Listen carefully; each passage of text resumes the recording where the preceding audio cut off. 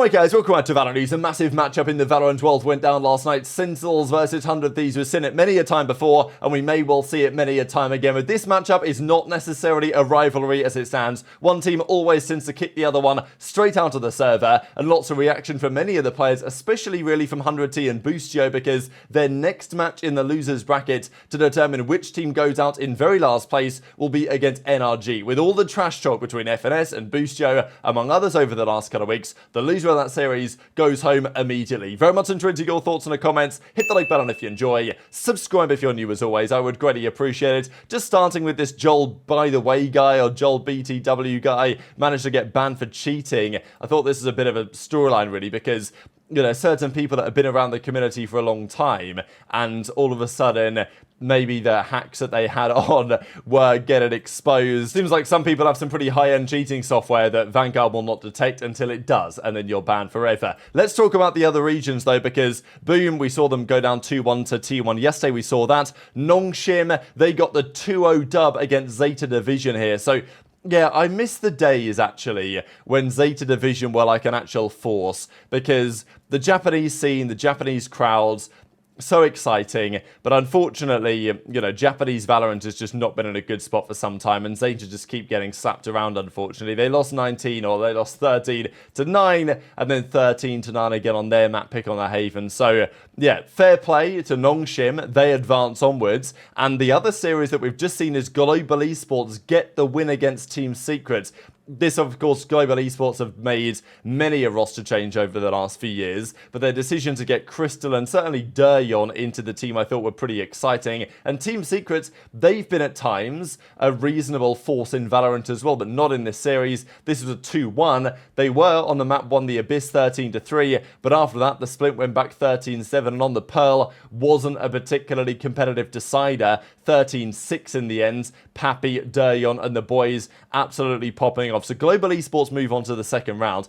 It is worth noting, by the way, in these brackets, that the first round is not single elimination, as it may have been in the past. So if you lose in the first rounds, you're still in the tournament. Sometimes what we've seen before is that, you know, there is a lower bracket, but it only exists from the upper quarterfinals onwards, as in, you know, you eliminate 4 teams immediately, and then you do a top 8 team double elimination bracket.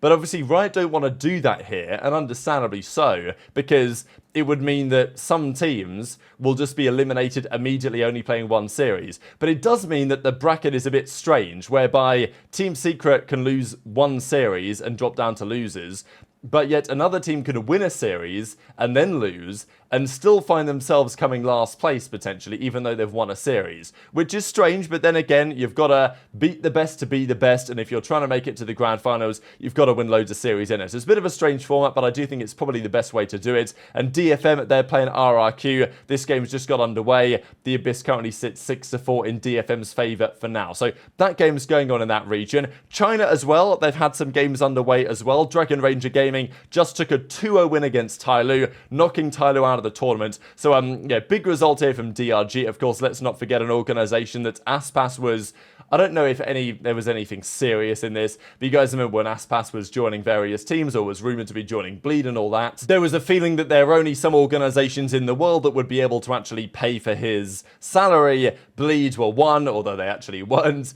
Turns out MIBR were another. Dragon Ranger Gaming were also thrown into that conversation, but I don't imagine that was ever anywhere near happening. Wolves, though, are playing Nova Esports 3-1 right now on the Fracture on Wolves' pick. So that's another elimination game. We'll see if they can make any serious progress. Just thought this is kind of funny. I missed this tweet from BBL roasting Boaster basically after the Fnatic result the other day, and the EMEA region gets underway again in a few days' time, as does, well, the Americas. We'll discuss what that happens in a coming minute. This was an outrageous tweet, I thought, as well, for Boostio. This lasted on the timeline longer than I thought it might, as Boostio says, banging Sentinels today. I mean, both of these images are pretty outrageous. Tarek was like, it's time to delete. And, yeah, certainly the second one I thought was actually insane. And therefore, everyone was getting in on the drama as well. You know, here's Bang, of course, off to bang at Boostio, he says, from the Sentinel side. And, of course, for Bang, this was a big series, a very important series, because this was his, not redemption precisely, but he made the decision when Sentinels came knocking, wanting him to their team to be their controller. you know, he had to make a call. Was it better to stay on 100T? Was it better to leave? Now, of course, 100T got Xander in instead, but it felt like Bang had probably made the right decision, but that was, of course, going to be determined massively by what happened yesterday. Crew played Loud, by the way, as well, and fair play to Loud. They've looked better than I thought they would look. They come in here against Crew, and they get the job done pretty comfortably, really. I mean, we know that Crew are a team that they may well lose a load of regular season matches again, and then at some point in the year they're going to turn up and they're going to have a run. That's just what they seem to do. But yeah, these guys were honestly no match for DG's hand. Like, this guy was on smoke, and it's fun to see because, you know, of course, he was out of the league for a little while. There was talk, you know, is he past it? But no, they decided to bring him back. And if it wasn't for him coming back, they would not be the team that they are. The split was closer, but no cigar. Kesnit was 24-13. Loud take it 13-10. So far, Loud looking really quite impressive in this tournament so far. They move on to the upper semi-finals, as we'll see here in a second. And before we get there, we've got to discuss how Sentinels made it to this position, because this was also absolutely mind-blowing here on the split. It was pretty close early on, and then Asuna made this happen somehow. I mean, like, what are we talking about here? The shots, I mean, even like the second part of this. First of all, the luck to even hit these headshots with the Phantom coming down the rope ladder here. I mean, that's just absurd. Zekken got cooked.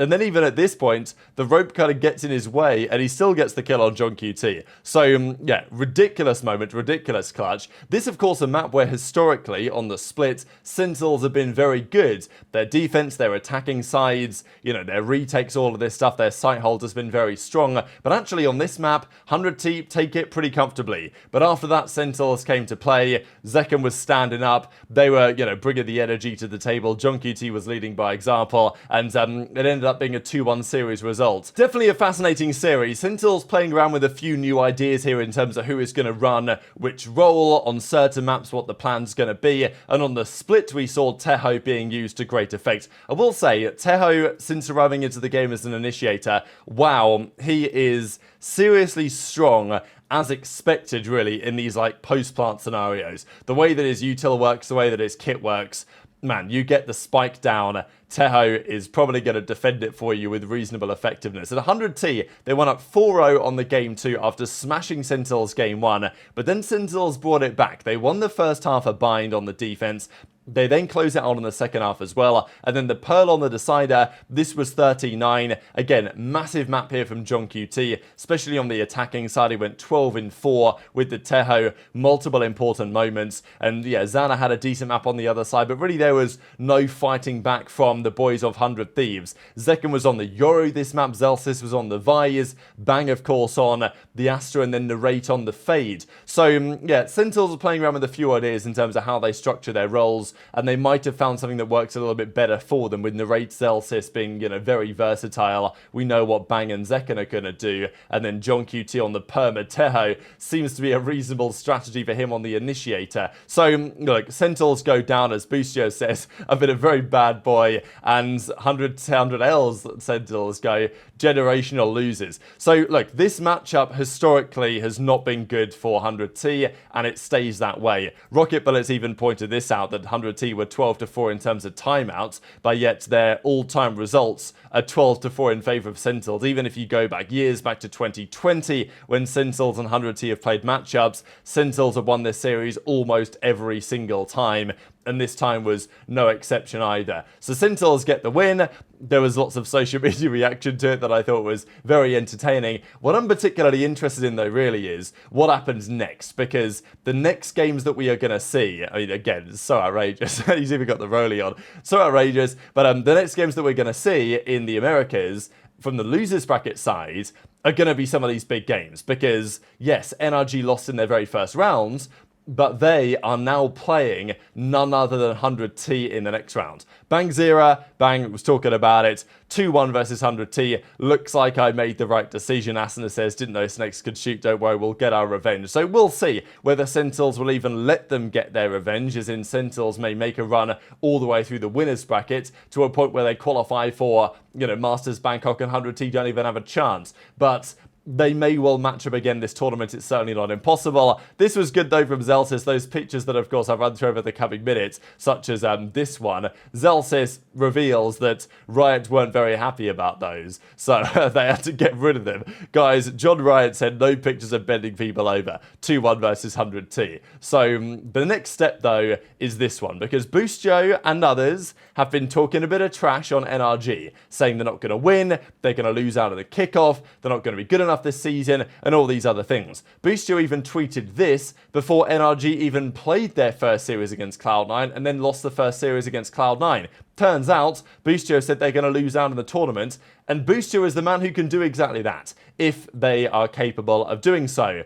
This was even the other day when Boostio and Crashies joined Fnatic, was like, this is how happy a man can get when you leave FNS. FNS, of course, had their thoughts in the replies, and there have been multiple comments between the two of them, some of which tongue-in-cheek, some of which maybe a little bit more of something in there. But this is the way the bracket currently looks. So today we do have 2 more games. We have Lev versus Furia. This is the Furia, by the way, with their Brazilian team now, because I believe they have arrived in time. And then G2 Cloud9. That's a big one, right? To see if Cloud9 are, one series wonder merchants, if Zephyr can drop numbers against, another theoretically top team in G2. But have a look at this losers bracket, right? So Crew Esports, they played 2 games in the first round of losers. I don't expect either of those teams to make it especially far. But the other side of the bracket, wow, 100T NRG. This is an elimination game in 5 days' time. Starts obviously like next week. But whoever loses this game is out of the tournament. It's over for them. They are eliminated from the Valorant kickoff and they won't even be able to make a run.